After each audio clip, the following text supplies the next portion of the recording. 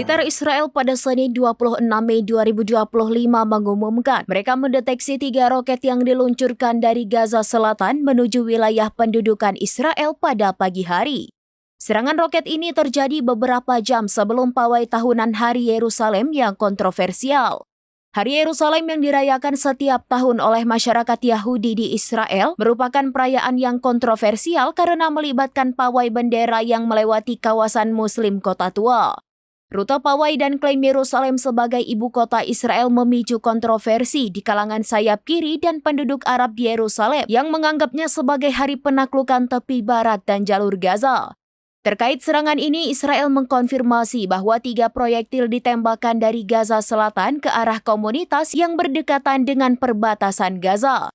Dari ketiga proyektil tersebut, 2 diantaranya jatuh di dalam wilayah Gaza, sementara 1 roket berhasil dicegat oleh Angkatan Udara Israel sebelum memasuki wilayah Israel menurut laporan yang disampaikan oleh Aran TV pada Senin.